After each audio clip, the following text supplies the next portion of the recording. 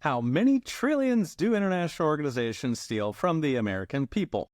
Europe's angry reaction to Donald Trump's smackdown of petite entertainer Vladimir Zelensky is raising questions why the U.S. continues paying for Europe's defense.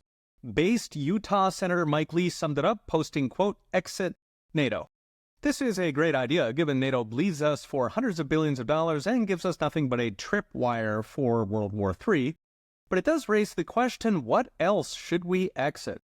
After all, we fund dozens of major organizations like the IMF, World Bank, World Health Organization, even the United Nations. We know what they give us, eroded sovereignty and a grievance factory for anti-Americanism. But what do we give them? So most of these were created in 1945 as a shadow global government. Since then, inflation adjusted, we've given them over $1 trillion. Add in what we've paid to their pet NGOs, and it could be closer to $2 trillion. Perhaps Doge, we'll find out. That includes at least $250 billion to the United Nations, another $300 billion to the IMF and World Bank, $50 billion in so-called development banks in Africa and Asia that print money for local elites, and infamously the World Health Organization that uses our taxes to produce totalitarian lockdowns. As for the NGOs, we pay UN-linked NGOs like Oxfam and the Soros-backed Amnesty International, WHO-linked NGOs like Bill Gates' Global Fund Partners, tens of billions to NATO-linked NGOs like Atlantic Council and Endowment for Democracy, who try and start wars, as well as many more billions to migrant traffickers and outfits that operate like FEMA for the world, well, the world minus Maui and North Carolina. But that's where it gets fun, because beyond the trillions we've given the globalists is the wars we have fought for them.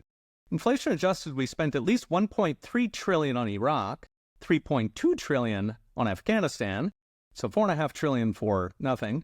For perspective, we spent a smidge more, about $5.7 trillion on World War II.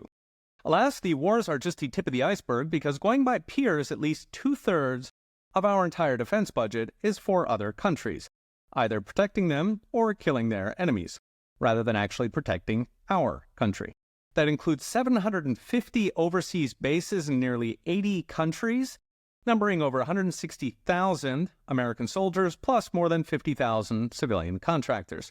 It includes 11 aircraft carrier strike groups, each with 6 to 9 capital ships and up to 70 advanced fighters, and support aircraft on top of a city-sized aircraft carrier, all steaming around the world as floating tripwires so no military contractor goes hungry. Now, considering we've spent about $30 trillion inflation-adjusted on defense since 1945, that suggests something like $20 trillion went on foreigners. In other words, most of our entire national debt was either given to foreigners or spent flipping between protecting them for free and killing them for free. So what's next? Brought to you by Unchained.com. Between playing Uncle Sugar, world policeman, and tripwired to the stars, we are bleeding our country dry.